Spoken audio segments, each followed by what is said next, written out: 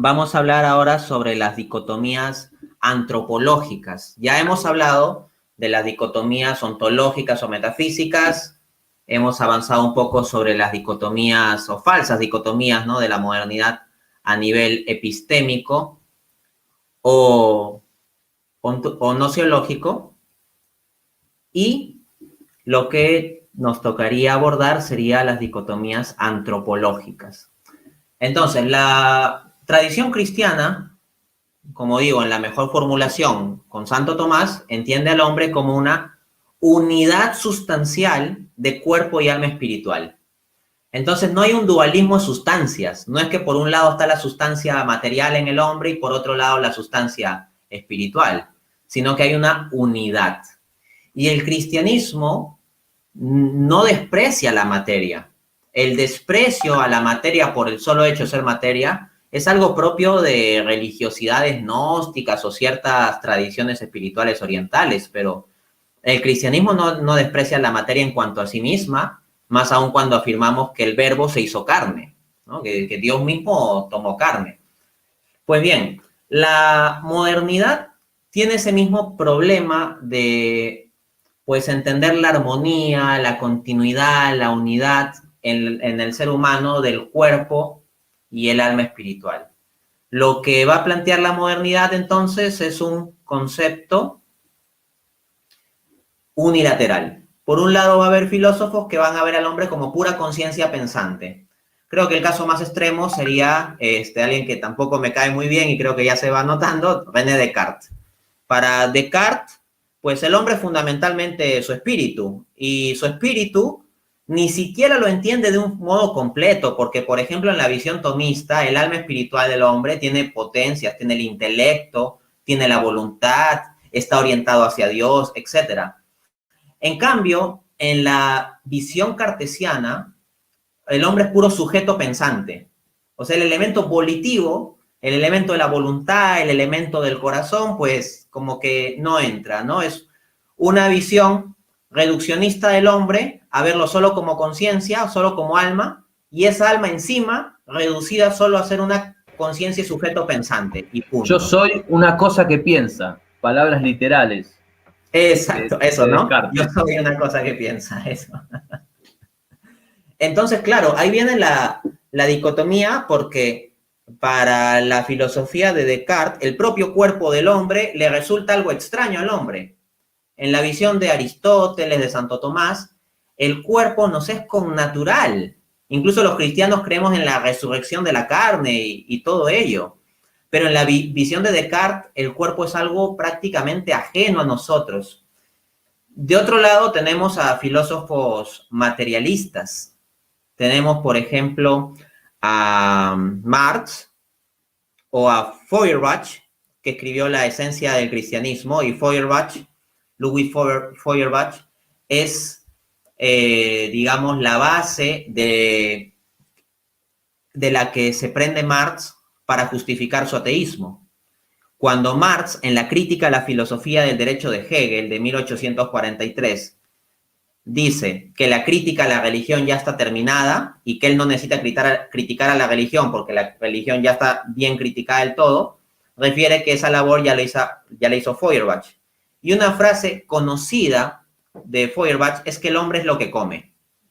O sea, si tenemos por un lado a Descartes reduciendo al hombre a un mero sujeto pensante y punto, tenemos luego a un materialista como Feuerbach diciendo que el hombre es pura materia en el sentido más burdo y pedestre. O sea, el hombre es lo que come.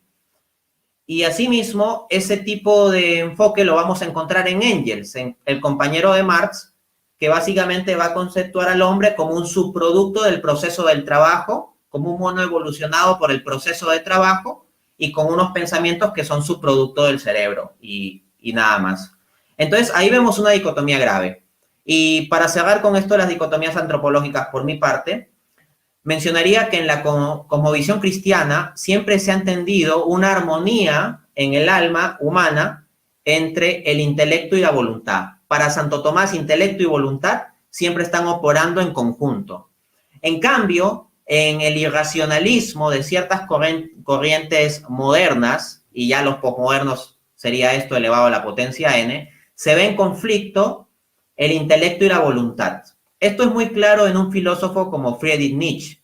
Para Friedrich Nietzsche, el superhombre no es un hombre racional, enfocado en lo universal o la verdad, sino es el de la voluntad de poder, es prácticamente el del instinto. Nietzsche va a considerar que el racionalismo de las demostraciones y las ideas y todo eso termina destruyendo la vida volitiva del hombre. Y entonces él plantea una voluntad de poder cuasi instintiva de un hombre o superhombre que impone en el mundo tal voluntad de poder, independientemente de verdades universales que el propio Nietzsche pues deja de lado o desdeña como mero platonismo.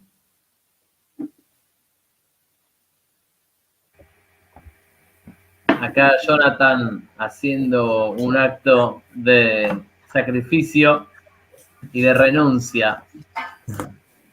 Así que bueno, le mandamos un gran abrazo y le agradecemos la posibilidad que nos tiene de acceder a su público.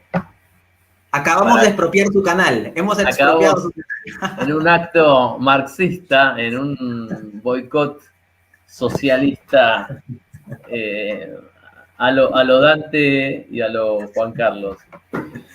Pero una de las cosas que puedo tomar como hilo conductor de todos estos ejemplos que tan interesantes son, que estás comentando, es la siguiente. La filosofía moderna, el problema no es que esté solamente en el error, sino que cree y se cierra la posibilidad del misterio. ¿Por qué? Porque nadie dice que el punto de contacto entre cuerpo y alma sea una cosa tan fácil de decir. Nadie dice que el punto de contacto entre fe y razón sea una cosa fácil de determinar. Nadie dice que el punto de contacto entre conocimiento sensible y conocimiento inteligible sea una cuestión sencilla. Pero la diferencia está en que la filosofía clásica, aristotélica atomista, realista, reconoce una cierta incapacidad, por lo menos verbal, en el hombre que filosofa, para designar con claridad ese punto en que se encuentran, y por eso es que la filosofía clásica está abierta al misterio de un cuerpo unido sustancialmente a un alma. Mientras que la filosofía moderna, al rechazar el misterio, pretende que tiene todas las respuestas. Y entonces no puede aceptar algo que no pueda ser categorizable dentro de un esquema de ideas claras y distintas. Entonces, para mí eso es una primera cuestión. O sea, que eso ya marca una diferencia no solo en las conclusiones que sacan los filósofos modernos y los filósofos clásicos, sino en el horizonte mental, en la actitud mental de cómo nos paramos ante la realidad. O sea, de movida nos paramos distinto. De movida, un filósofo clásico se para ante la realidad diciendo, es posible que yo haya cosas que no pueda entender y debo aceptarlo.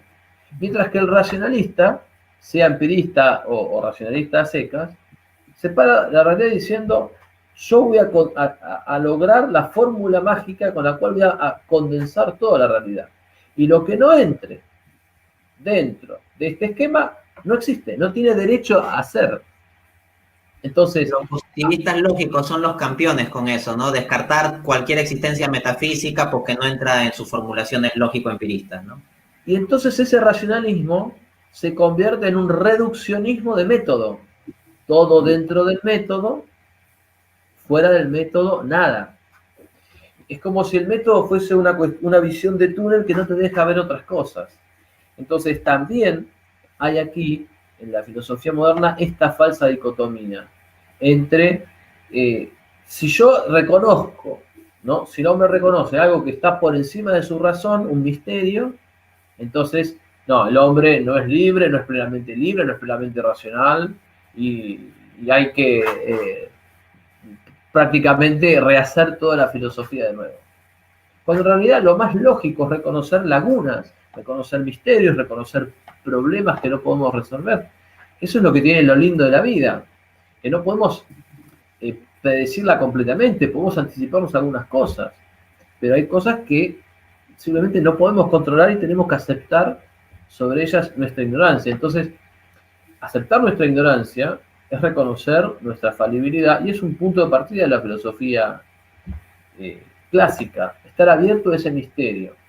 Mientras que el racionalista, sea empirista o racionalista secas, no está abierto al misterio. Él dice, no, yo en esta fórmula, yo te voy a condensar toda la realidad. Entonces prefiere una explicación totalizadora de la realidad, aunque sea falsa, a una explicación de algunas cosas de la realidad que deje algún hueco, aunque eso sea verdadero. Y ahí es donde ya nos transformamos en la ideología. Por eso la ideología es propiamente algo que empieza a gestarse en la modernidad. Como esta voluntad, yo quiero que las cosas encajen en este esquema, ¿no? No es que yo voy al local de sombreros y veo mi cabeza y me hago un sombrero a la altura, digamos, a la medida de mi cabeza, sino que yo primero elijo un sombrero como está y luego acomodo y quiero forzar a mi cabeza a meterse dentro de ese sombrero, ¿sí? Y si mi cabeza es demasiado chica o demasiado grande, bueno, o la voy a estirar para que cuaje o la voy a apretar, pero de alguna manera voy a meter esa cabeza en ese sombrero. De la misma manera, el hombre de la modernidad ha perdido el respeto al ser, ha perdido esa reverencia al ser, y lo que hace es forzar la realidad hasta que encaje, por las buenas o por las malas, en un esquema previamente ideado. Y generalmente esa actitud mental de forzar la realidad, cuando la trasladas a la práctica, se transforma en criminal. Porque lo que haces es ponerle una pistola en la cabeza a la gente para que haga lo que a vos te parece que debería ser según tu ideología.